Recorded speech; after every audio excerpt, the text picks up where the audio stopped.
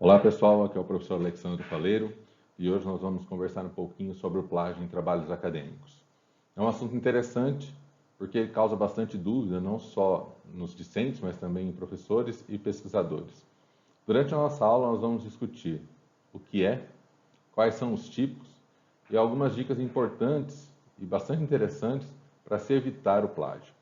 Inclusive, ao final da aula, eu vou mostrar para vocês um software bastante simples que pode ser usado para verificar plágio em vários tipos de documentos.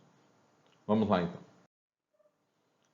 Esse slide ele é bem interessante, que tem uma frase do Einstein que se encaixa muito bem no tema da nossa aula de hoje. Essa frase diz o seguinte: muitas pessoas dizem que é o intelecto que faz um grande cientista. Eles estão errados. É o caráter. Quando Einstein diz isso, ele está discutindo a ética profissional, o caráter profissional da pessoa. E a gente sabe que uma pessoa que faz um plágio intencional, consciente, ela demonstra a sua total falta de ética profissional, a sua total falta de caráter. Então, eu achei bastante pertinente colocar essa frase aqui. Mas esse slide também está aqui por um outro motivo. Esse slide, da forma como ele está aqui demonstrado, ele caracteriza um plágio ou não? E aí você pode pensar assim, bom, não tem referência na imagem, então deve ser um plágio. Do jeito como ele está aqui, ele caracteriza assim um plágio, mas não é nem apenas por conta da imagem que não tem uma referência, mas por conta da falta da referência do próprio slide, porque esse slide não fui eu quem o criou. Esse slide é da apresentação da professora Maria Vargas, e enquanto eu estava procurando algumas coisas na internet algum tempo atrás, eu me deparei com esse slide e achei bastante interessante, justamente para uma aula de plágio, né?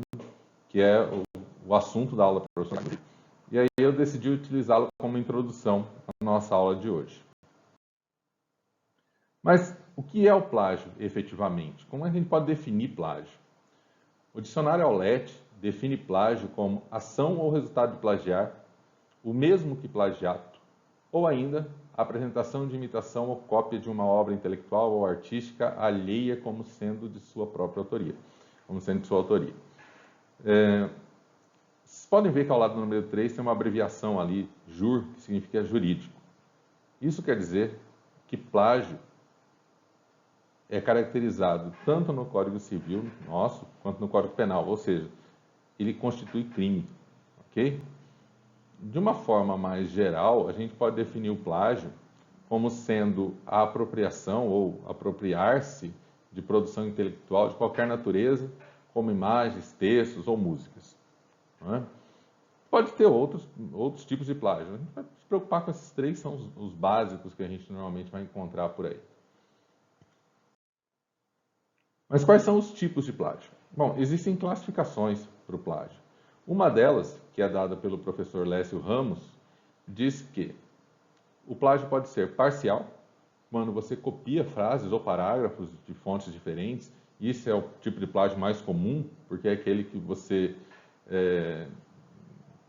vê que a pessoa leu algo, ela copiou o texto, colocou no trabalho dela, mas ela não citou a fonte. E aí a pessoa começa a fazer várias cópias desse tipo. Então ela retira vários fragmentos de trabalhos diferentes, não cita as fontes e insere no trabalho dela. Esse tipo de plágio parcial também é conhecido como pathwriting ou mosaico, porque você constrói o seu trabalho a partir de recortes, ok? O segundo tipo, e o mais grave de todos, sem dúvida nenhuma, é o integral, que é aquele onde você pega um trabalho completo, retira o nome do autor e coloca o seu nome nele, né? Esse é um tipo de plágio extremamente grave, na minha concepção, é o pior tipo de plágio que existe, né? E o último tipo, que o professor Lécio coloca, é o plágio conceitual, quando você se apropria de conceitos, ideias ou mesmo teorias de outras pessoas. Imagine aqui que a teoria da relatividade do Einstein nem fosse tão conhecida assim. Mas um dia eu estava lendo o trabalho, eu achei muito interessante a teoria dele, como ninguém conhece, eu resolvi pegar a teoria dele e colocar como sendo minha. É um absurdo, não é? Então, esse é um tipo de plágio conceitual.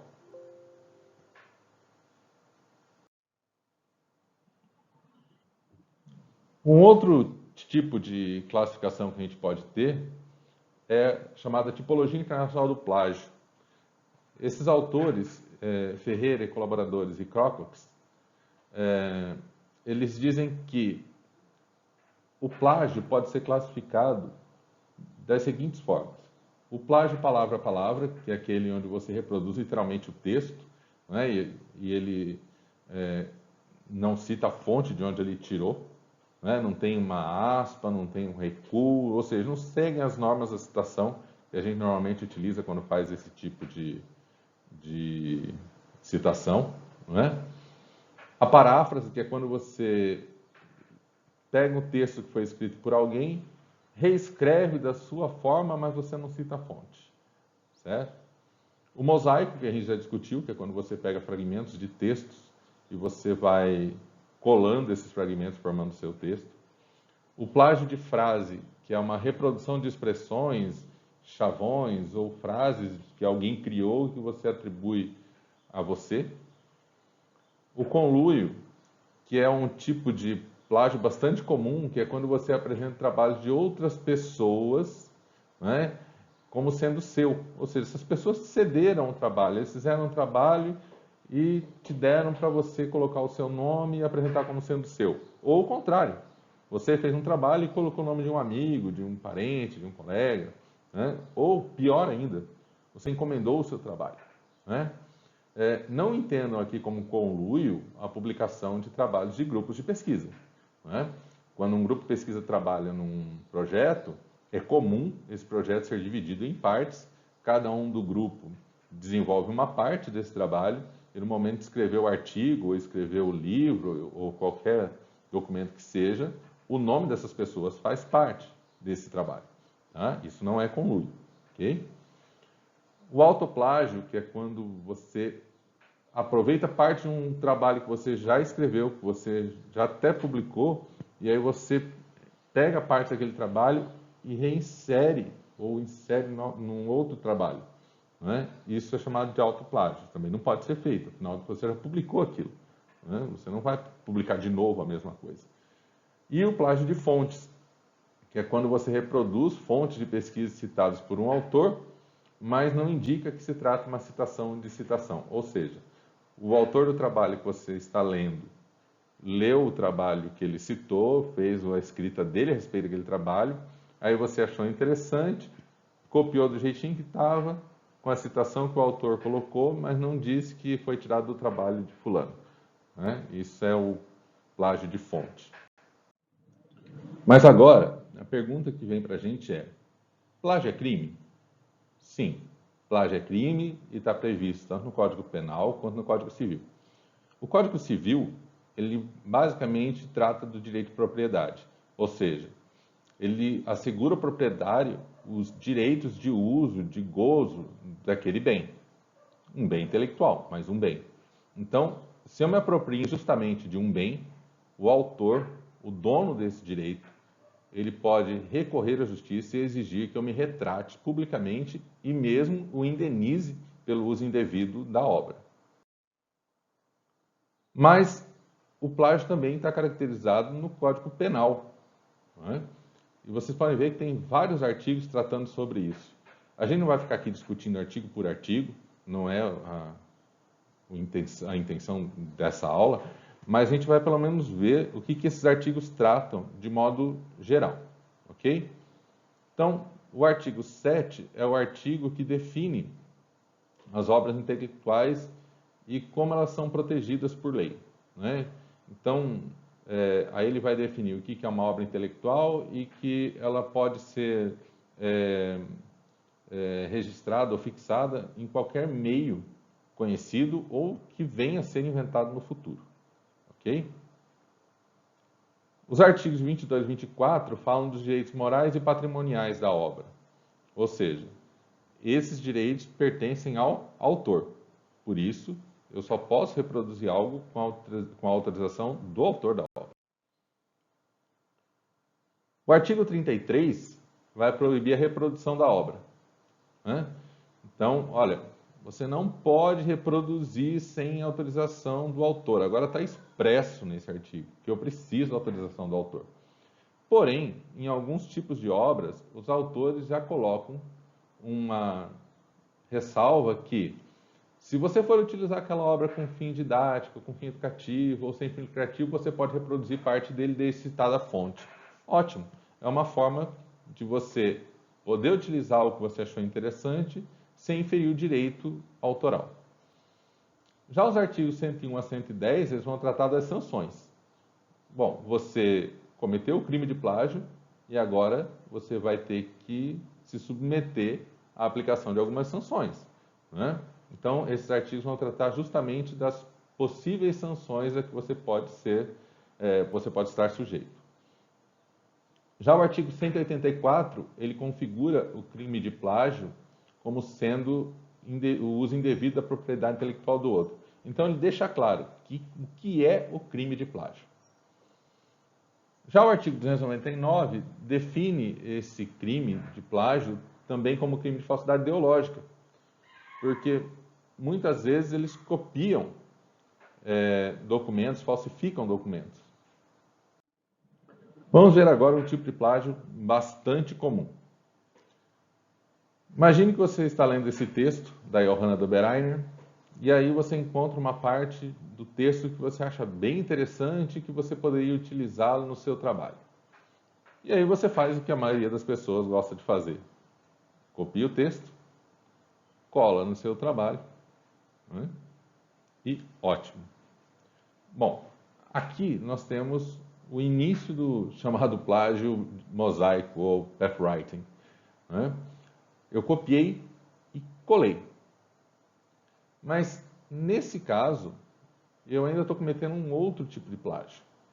Porque a escrita que está aí é da Johanna, não é dos autores que ela citou. Ela leu os trabalhos e ela transferiu para o papel a compreensão dela dos trabalhos, não é? Então, o que eu estou fazendo aqui? Eu estou fazendo um plágio onde eu estou pegando a ideia da Johanna e estou colocando lá dentro do trabalho, né, do meu trabalho, mas eu não estou citando o trabalho da Johanna, né? Isso é errado. Na verdade, o que eu deveria fazer, se eu achei interessante os trabalhos que ela citou, é ler os trabalhos que ela citou, tirar as minhas próprias percepções desse trabalho, as minhas próprias conclusões, as compreensões que eu tive nessa leitura e fazer o meu texto, construir o meu texto. Aí eu estaria evitando o plágio. Então, como a gente faz para evitar esse plágio? Que atitude a gente pode tomar para evitar cometer esse erro tão grave nos nossos trabalhos? O primeiro deles é você perceber que todo o seu trabalho, seja ele o seu TCC, um artigo, uma dissertação, uma tese, um livro que você quer escrever, ou uma música que você quer compor, um software que você vai criar, ele é um processo. Não é algo que você vai fazer da noite para o dia, não é algo que você vai fazer em poucas horas, é um processo. Ele exige dedicação, ele exige pesquisa, ele exige planejamento e organização. Se você tiver isso claro, já é um bom caminho, é um bom começo para você não cair nesse erro de copiar coisas ou de ocorrer em plágio. A segunda dica é: organize seu tempo. Não dá para você realizar um trabalho de pesquisa, seja ele qual for, se você não se organizar. Se você tentar fazer em pedaços esparsos o seu dia, onde surgir um tempinho, você resolve que você vai fazer sua pesquisa. Fazer tudo correndo, isso não vai funcionar, né? O trabalho de pesquisa exige um planejamento, exige uma organização de tempo. Você tem que ler com calma, você tem que pensar sobre o que você está lendo, você tem que organizar suas ideias. Então, evite procrastinação, né? A gente brinca muito com aquela história de não deixa para amanhã, o que você pode fazer depois de amanhã. Errado. Você tem que fazer tudo com antecedência. Você tem que pensar justamente que você tem que ter tempo hábil para corrigir algum problema que porventura venha a surgir. Então não deixa sempre para fazer em cima da hora ou não deixa para depois. Organize seu tempo, organize suas atividades, faça com tempo hábil e com tempo de sobra, para evitar problemas futuros. Construa uma bibliografia inicial com o seu professor. Quando você vai começar um trabalho, você tem o seu orientador? Ok, então senta com ele. Veja quais são as leituras que você deve utilizar no início do seu trabalho, porque depois você vai buscar suas próprias leituras, vai trocar ideias com o seu orientador, mas você precisa de algumas leituras iniciais, e isso o seu orientador pode te ajudar bastante, inclusive pode te fornecer essas leituras. Faça um resumo do que você leu. Você lê um artigo, você lê um capítulo de livro, você faz um resumo disso, anota as ideias principais, coloca essa referência ao lado das ideias. Né? Ah, mas eu não gosto de fazer fichamento na mão. Não precisa fazer na mão, você tem vários softwares hoje que te ajudam a fazer anotações. Né? Você tem blocos de notas muito elaborados. Né? Se você procurar, você vai encontrar Evernote, OneNote, tem vários blocos de nota. Você consegue anotar isso e deixar bem organizado. Uma outra dica importante é marque os trechos e faça anotações no próprio artigo. Se você não tem o hábito de fazer fichamento, ok? Marca no artigo. Né? Você leu algo, sublinha aquilo e anota. Olha, esse ponto pode ser importante na discussão dos meus resultados. Ou esse ponto pode ser importante para embasar o que eu pretendo fazer no meu trabalho, para eu discutir um determinado ponto do meu resultado. Né? Ou a metodologia do seu trabalho pode ser baseada naquela metodologia que você está lendo. Então, marca isso. Tá? Tenha um controle do que você leu. Elabore junto com o seu professor o seu plano de trabalho. O plano de trabalho envolve não só a leitura, mas o seu desenvolvimento do seu trabalho. Elabore junto com o seu professor, então, para que você não se perca nas suas diversas tarefas. Utilize a norma bibliográfica vigente para você construir citações e referências. A atual norma da ABNT é a 623/2018, né, que é uma atualização da 623/2002.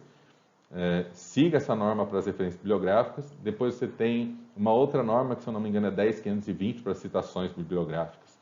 Né? Mas siga as normas vigentes. Se você for utilizar a BNT, siga a BNT. Se não, siga as normas da revista ou do programa, caso o programa tenha normas próprias.